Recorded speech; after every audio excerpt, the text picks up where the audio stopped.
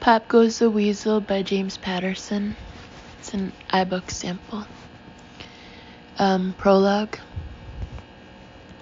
1. Jeffrey Schaefer, dashingly outfitted in a single-breasted blue blazer, white shirt, striped tie, and narrow gray trousers from H. Huntsman and Sons, walked out of his townhouse at 7:30 in the morning and climbed into a black Jaguar XJ12. He backed the Jag slowly out of the driveway, then stepped on the accelerator. The sleek sports car rocketed up to 50 before it reached the stop sign at Connecticut Avenue in the posh Calorama section of Washington, D.C. When Schaefer reached the busy intersection, he didn't stop. He floored the accelerator, picking up more speed. He was doing 65 and ached to crash the Jag into the stately fieldstone wall bordering the avenue. He aimed the Jag closer to the wall.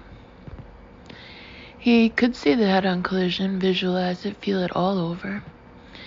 At the last possible second, he tried to avoid the deadly crash. He spun the wheel hard to the left. The sports car fishtailed all the way across the avenue, tires screeching and burning, the smell of rubber thick in the air. The Jag skidded to a stop, headed the wrong way on the street, the windshield issuing its glossy black stare at a barrage of early oncoming traffic. Schaefer stepped on the accelerator again and headed forward against the oncoming traffic. Every car and truck began to honk loud, sustained blasts. Schaefer didn't even try to catch his breath or bearings. He sped along the avenue, gaining speed. He zoomed across Rock Creek Bridge and made a left, then another left onto Rock Creek Parkway. A tiny scream of pain escaped from his lips. It was involuntary, coming swiftly and unexpectedly. A moment of fear, weakness. He floored the gas pedal again, and the engine roared. He was doing 70, then pressing to 80. He zigged and zagged around slower-moving sedans, sport utility vehicles, a soot-covered AMP delivery truck. Only a few honked now. Other drivers on the parkway were terrified, scared out of their minds. He exited the Rock Creek Parkway at 50 miles an hour. Then he gunned it again. Peace Street was even more crowded at that hour than the Parkway had been. Washington was just waking up and setting off to work. He could still see that inviting stone wall on Connecticut. He shouldn't have stopped. He began searching for another rock-solid object, looking for something to hit very hard. He was doing 80 miles an hour as he approached DuPont Circle. He shot forward like a ground rocket. 2 lines of traffic were backed up at a red light. No way out of this one, he thought. Nowhere to go left or right. He didn't want to rear-end a dozen cars. That was no way to end this.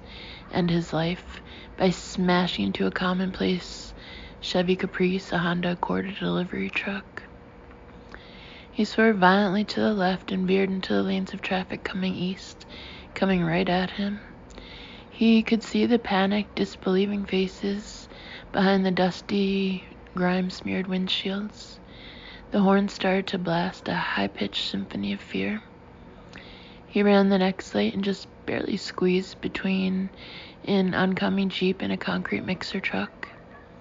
He sped down M Street, then onto Pennsylvania Avenue, and headed toward Washington Circle.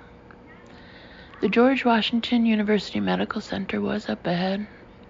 A perfect ending? The Metro patrol car appeared out of nowhere, its siren bullhorn screaming in protest, its rotating beacon glittering, signaling for him to pull over. Schaefer slowed down and pulled to the curb. The cop hurried to Schaefer's car, his hand on his holster. He looked frightened and unsure. "Get out of the car, sir," the cop said in a commanding voice. "Get out of the car right now." Schaefer suddenly felt calm and relaxed. There was no tension left in his body. All right, I'm getting out, no problem. You know how fast you're going? The cop asked in an agitated voice. His face flushed a bright red. Schaefer noticed that the cop's hand was still on his gun. Schaefer pursed his lips, thought about his answer. Well, I'd say about 30, officer, he finally said. Maybe a little over the speed limit. Then he took out an ID card and handed it over. But you can't do anything about it. I'm with the British Embassy. I have diplomatic immunity. 2. That night, as he was driving home from work, Jeffrey Schaefer started to feel that he was losing control again. He was beginning to frighten himself. His whole life had begun to revolve around a fantasy game he played called The Four Horsemen. In the game, he was the player called Death. The game was everything to him, the only part of his life with real meaning. He sped across town from the British Embassy all the way to the Petworth district of Northwest. He knew he shouldn't be there, a white man in a spiffy Jaguar. He couldn't help himself, though, any more than he could that morning. He stopped the car just before he got to Petworth. Schaefer took out his laptop and typed a message to the other players, the horsemen. Friends, death is on the loose in Washington. The game is on. He started the Jag again and rode a few more blocks to Petworth. The usual outrageously provocative hookers were already parading up and down Varnum and Webster streets. A song called Nice and Slow was playing from a vibrating blue BMW. Ronnie McCall's sweet voice blended into the early evening. The girls waved to him and showed their large, flat, pert, or flabby breasts. Several wore colorful bustiers with matching hot pants and shiny silver or red platform shoes with pointy heels. He slowed to a stop beside a small black girl who looked to be around 16 and had an unusually pretty face. Her legs were long and slender for such a petite body. She wore too much makeup for his taste. Still, she was hard to resist, so why should he? Nice car, Jaguar. I like it a lot, she cooed, then smiled and made a sexy little O with her lipstick mouth. You're cute too, mister. He smiled back at her. Jump in then, let's go for a test ride. See if it's true love or just infatuation. He glanced around the street quickly. None of the other girls were working this corner. 100 for full service, sweetie? She asked as she wiggled her tight little butt inside the Jag. Her perfume smelled like eau de bubblegum, and she seemed to have bathed in it.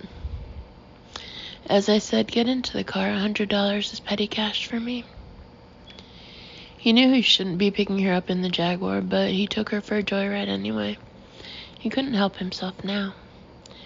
He brought the girl to a small wooded park in a part of Washington called Shaw.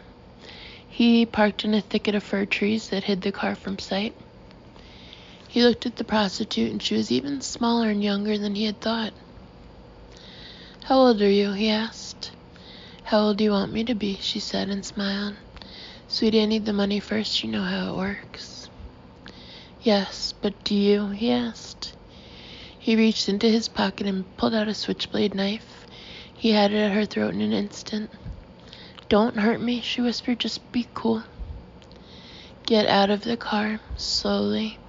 Don't you dare scream. You be cool. Schaefer got out with her, staying close, the knife still pressed to the hollow of her throat. It's all just a game, darling, he explained. My name is Death. You're a very lucky girl. I'm the best player of all.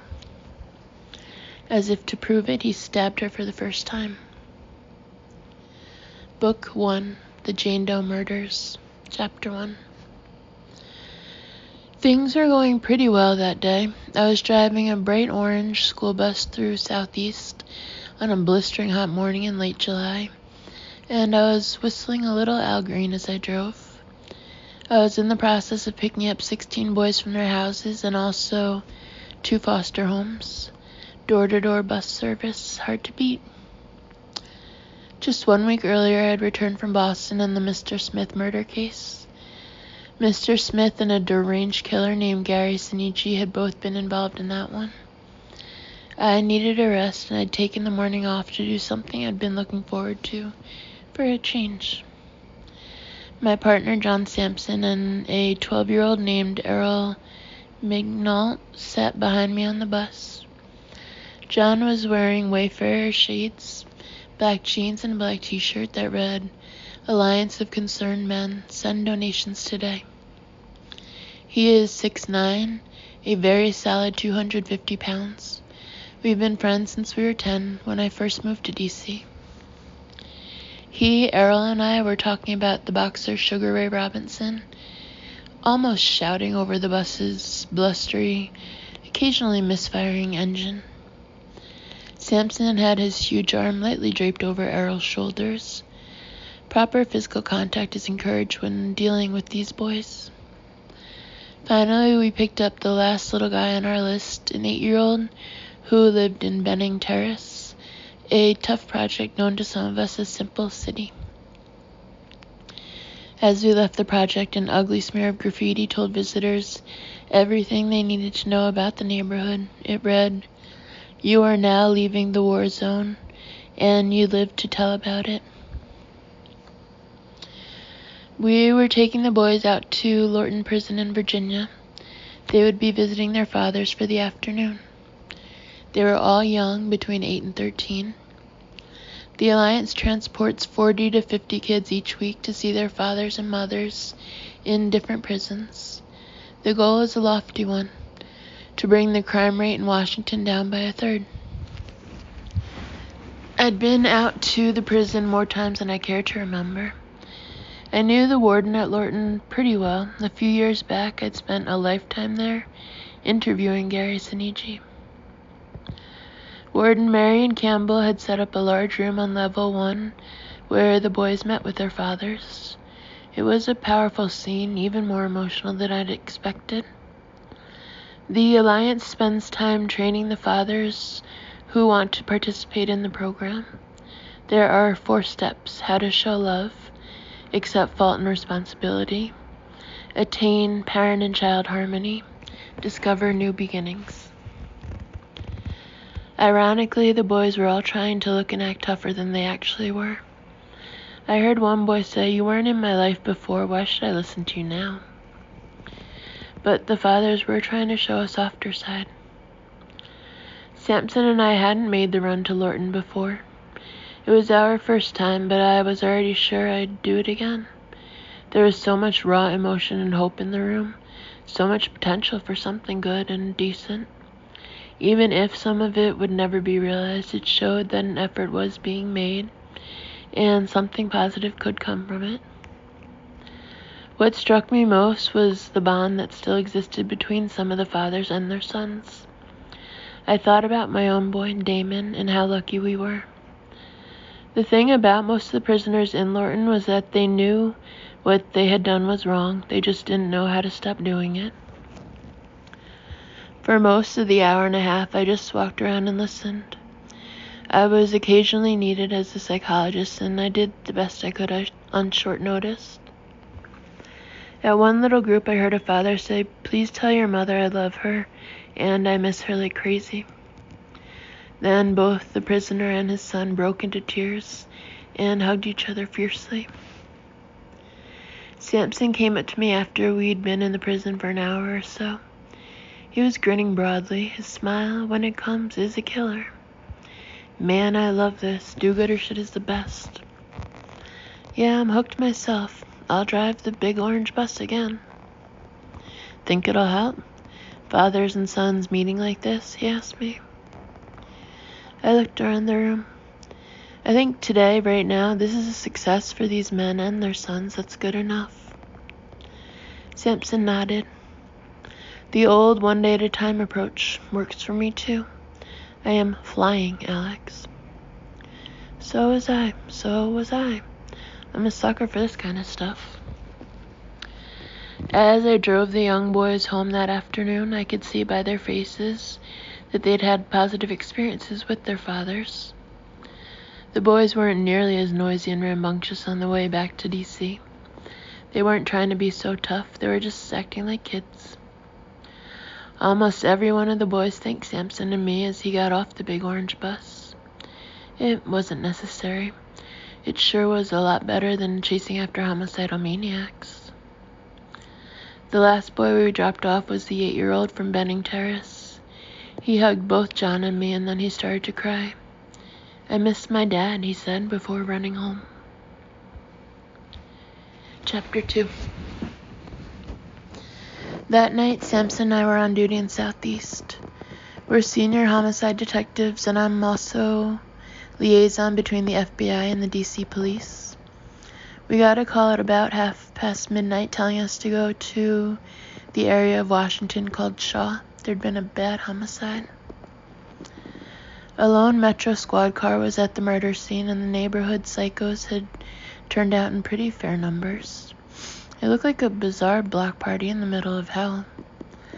Fires were blazing nearby, throwing off sparks in 2 trash barrels, which made no sense given the sweltering heat of the night. The victim was a young woman, probably between 14 and her late teens, according to the radio report. She wasn't hard to find. Her nude, mutilated body had been discarded in a clump of briar bushes in a small park less than 10 yards off a paved pathway. As Samson and I approached the body, a boy shouted at us from the other side of the crime tape, Yo, she just some street whore." I stopped and looked at him. He reminded me of the boys we'd just transported to Lorton Prison. "Dime a dozen, bitch, ain't worth your time or mine, defectives." He went on with his disturbing rap. I walked up to the young wisecracker. "How do you know that? You seen her around?" The boy backed off, but then he grinned, showing off a gold star on one of his front teeth. "She ain't got no clothes on, and she layin' on her back. Somebody stick her good. Sure sound like a whore to me." Samson eyed the youth, who looked to be around 14, but might have been even younger. "You know who she is?" "Hell no." The boy pretended to be insulted. "Don't know no whores, man." The boy finally swaggered off, looking back at us once or twice and shaking his head. Samson and I walked on and joined 2 uniformed cops standing by the body. They were obviously waiting for reinforcements. Apparently we were it. "You call emergency services?" I asked the uniforms. 35 minutes ago and counting," said the older looking of the 2. He was probably in his late 20s, sporting an attempted mustache and trying to look as if he were experienced at scenes like this one. "That figures," I shook my head. "You find any ID anywhere around here?" "No ID. We looked around in the bushes, nothing but the body," said the younger one. "And the body's seen better days." He was perspiring badly and looked a little sick. I put on latex gloves and bent down over the corpse. She did appear to be in her mid to late teens. The girl's throat had been slit from ear to ear. Her face was badly slashed, so were the soles of her feet, which seemed odd. She'd been stabbed a dozen or more times in her chest and stomach. I pushed open her legs. I saw something that made me sick. A metal handle was barely visible between her legs. I was almost sure it was a knife, and that it had been driven all the way into her vagina. Samson crouched and looked at me. "What are you thinking, Alex? Another one?" I shook my head, shrugged my shoulders. "Maybe. But she's an addict, John. Tracks on her arms and legs. Probably behind her knees, under her arms. Our boy doesn't usually go after addicts. He practices safe sex. The murder's brutal, though. That fits the style. You see the metal handle?" Samson nodded. He didn't miss much. "Clothes," he said. "Where the hell did they go to? We need to find the clothes." "Somebody in the neighborhood probably stripped them off her already," said the young uniform. There was a lot of disturbance around the body, several footprints in the dirt. That's how it goes around here. Nobody seems to care. "We're here," I said to him. "We care. We're here for all the Jane Does." Chapter 3. Geoffrey Schaefer was so happy he almost couldn't hide it from his family. He had to keep from laughing out loud as he kissed his wife Lucy on the cheek. He caught a whiff of her Chanel No. 5 perfume, then tasted the brittle dryness of her lips as he kissed her again. They were standing around like statues in the elegant galley hall of the large Georgian house in Kalorama. The children had been summoned to say goodbye to him. His wife, the former Lucy Rice Cousins, was ash blonde, her sparkling green eyes even brighter than the Bulgarian spark jewelry that she always wore. Slender, still a beauty of sorts at 37, Lucy had attended Newnham College at Cambridge for 2 years before they were married. She read useless poetry and literary novels and spent most of her free time at equally pointless lunches, shopping with her expatriate girlfriends, going to polo matches, or sailing. Occasionally Schaefer sailed with her. He'd been a very good sailor once upon a time. Lucy had been considered a prize catch, and he supposed that she still would be for some men. Well, they could have her skinny, bony ass and all the passionless sex they could stomach. Schaefer hoisted up 4-year-old twins, Trisha and Erica, one in each arm, 2 mirror images of their mother. He'd have sold the twins for the price of a postage stamp.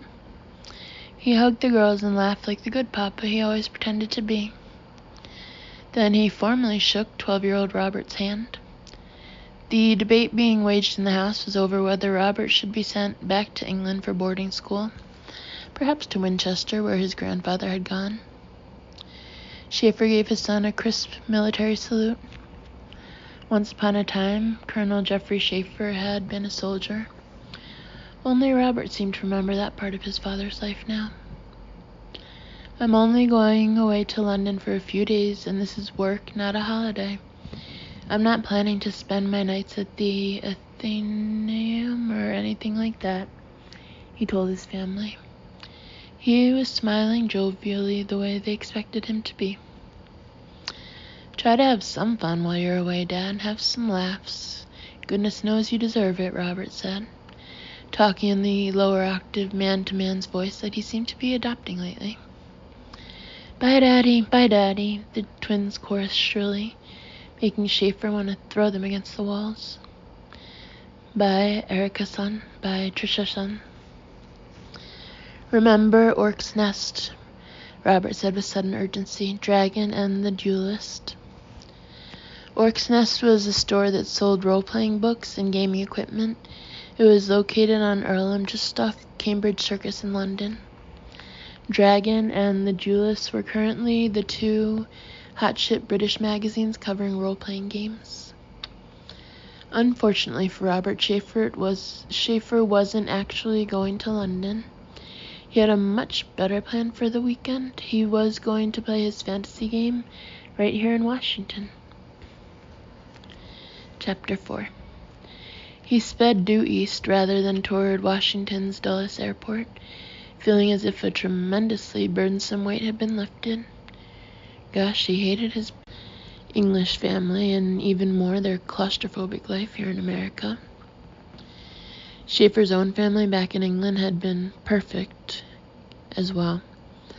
He had 2 older brothers, and they had both been excellent students, model youths. His father had been a military attaché, and the family had traveled around the globe until he was 12, when they had returned to England and settled in Guildford, about half an hour outside London. Once there, Schaefer began to expand on the schoolboy mischief he'd practiced since he was 8. The center of Guildford contained several historic buildings, and he set out to gleefully deface all of them. He began with the Abbot's Hospital, where his grandmother was dying.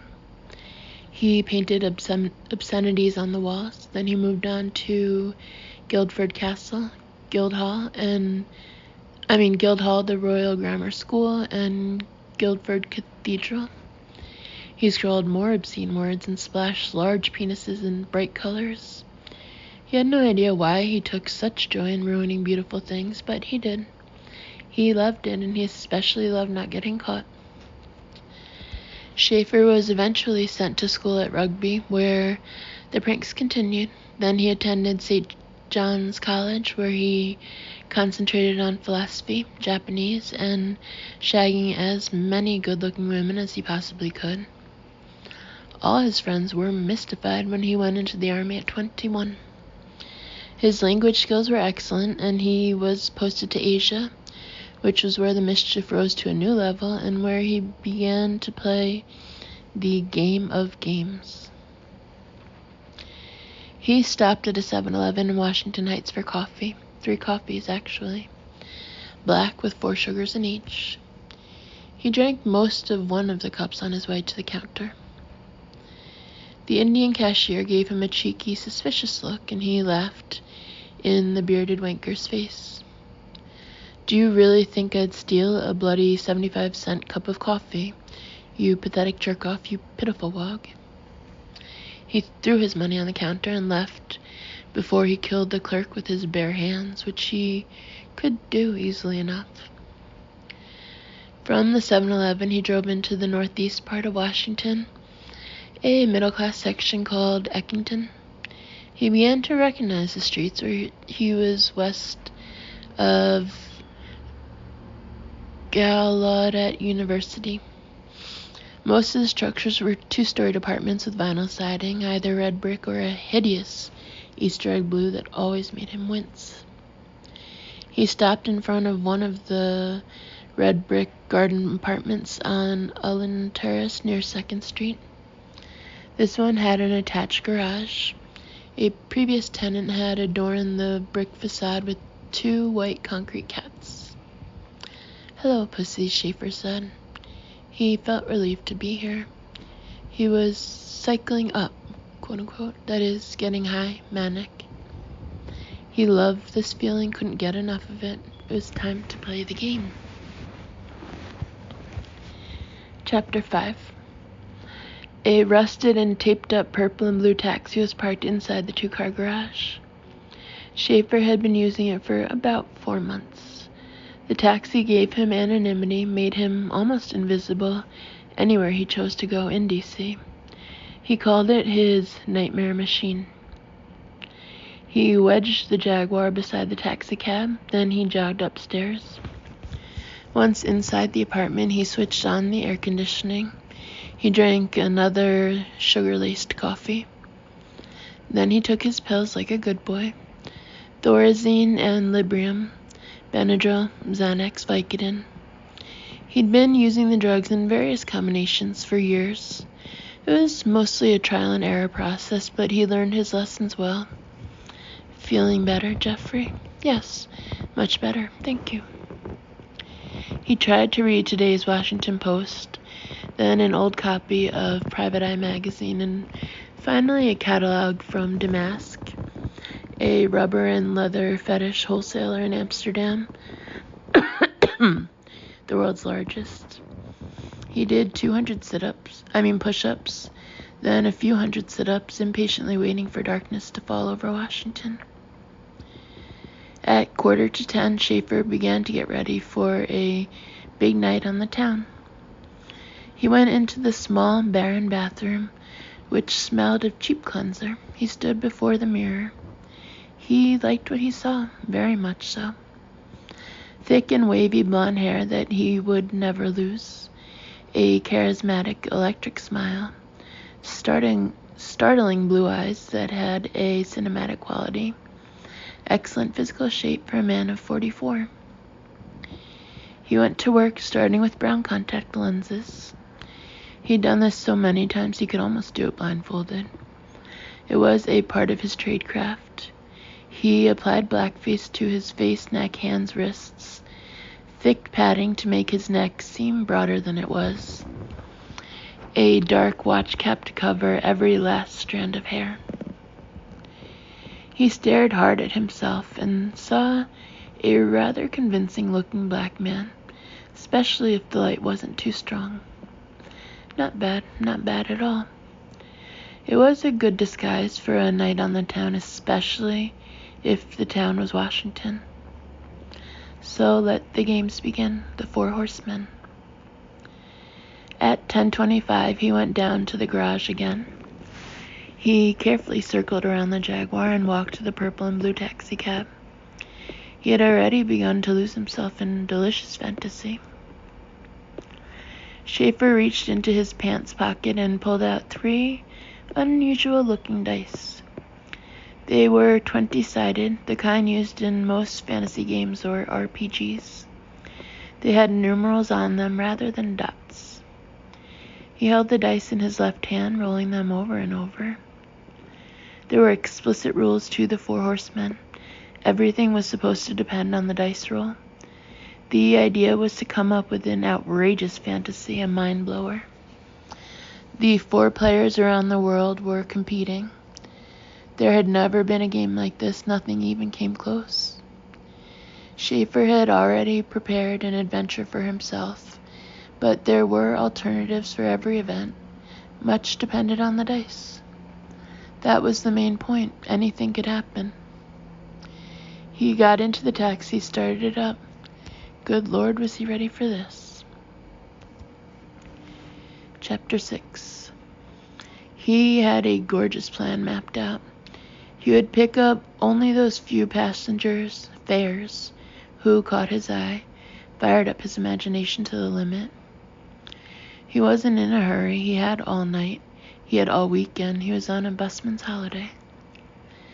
His route had been laid out beforehand.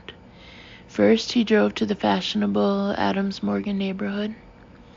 He watched the busy sidewalks, which seemed one long, syncopated rhythm of movement.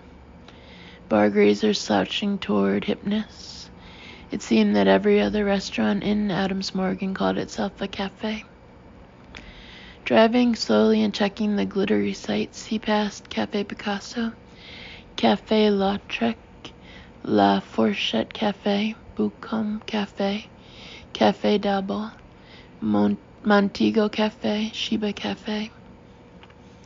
Around 11:30 on Columbia Road, he slowed the taxicab. His heart began to thump. Something very good was shaping up ahead. A handsome-looking couple was leaving the popular Chief Ike's Mambo Room. A man and a woman, Hispanic, probably in their late 20s, sensual beyond belief. He rolled the dice across the front seat. 6, 5, 4, a total of 15. A high count. Danger. That made sense. A couple was always tricky and risky. Schaefer waited for them to cross the pavement, moving away from the restaurant canopy. They came right toward him. How accommodating. He touched the handle of the Magnum that he kept under the front seat, and he was ready for anything. As they started to climb into the taxi, he changed his mind. He could do that. Schaefer saw that neither of them was as attractive as he'd thought. The man's cheeks and forehead were slightly mottled. The pomade in his black hair was too thick and greasy. The woman was a few pounds heavier than he liked, plumper than she'd looked from a distance in the flattering streetlights. Off duty, he said, and sped away.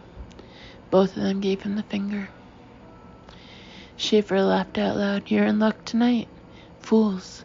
Luckiest night of your lives, and you don't even know it. The incomparable thrill of the fantasy had completely taken hold of him. He'd had total power over the couple. He had control of life and death. Death be proud, he whispered. He stopped for more coffee at a Starbucks on Rhode Island Avenue. Nothing like it. He purchased 3 black coffees and heaped 6 sugars in each. An hour later, he was in Southeast. He hadn't stopped for another fare. The streets were crowded to the max with pedestrians. There weren't enough taxis, not even gypsies, in this part of Washington. He regretted having let the Hispanic couple get away. He'd begun to romanticize them in his mind, to visualize them as they'd looked in the streetlight. Remembrance of things past, right? He thought of Proust's monumental opening line. For a long time, I used to go to bed early. And so had Schaefer. until he discovered the game of games. Then he saw her, a perfect brown goddess standing right there before him, as if someone had just given him a wonderful present. She was walking by herself about a block from E Street, moving fast, purposefully. He was instantly high again. He loved the way she moved, the swivel of her long legs, the exactness of her carriage. As he came up behind her, she began looking around, checking the street. Looking for a taxi, could it be? Did she want him? She had on a light cream suit, a purple silk shirt, high heels. She looked too classy an adult to be going to a club. She appeared to be in control of herself. He quickly rolled the 20-sided dice again and held his breath, counted the numerals. His heart leaped. This was what the horseman was all about. She was waving her hand at him, signaling, "Taxi," she called. "Taxi! Are you free?" He guided the taxi over to the curb, and she took 3 quick, delicate steps toward him. She was wearing shimmery silken high heels that were just delightful. She was much prettier up close. She was a 9.5 out of 10. The cab door swung open and blocked his view of her for a second. Then he saw that she was carrying flowers and wondered why. Something special tonight? Well, that was certainly true. The flowers were for her own funeral. "Oh, thank you so much for stopping." She spoke breathlessly as she settled into the taxi. He could tell that she was letting herself relax and feel safe. Her voice was soothing, sweet, down to earth, and real. "At your service," Schaefer turned and smiled at her. "By the way, I'm Death. You're my fantasy for this weekend." Chapter 7. Monday mornings, I usually work the soup kitchen at St. Anthony's in Southeast, where I've been a volunteer for the past half-dozen years. I do the 7 to 9 shift 3 days a week. That morning I felt restless and uneasy. I was still getting over the Mr. Smith case, which had taken me all over the East Coast and to Europe. Maybe I needed a real vacation, a holiday far away from Washington. I watched the usual lineup of men, women, and children who had no money for food. It was about 5 deep and went up 12th Street to the second corner. It seemed such a pity, so unfair that so many folks still go hungry in Washington, or get fed only once a day. I had started helping out at the kitchen years before on account of my wife Maria.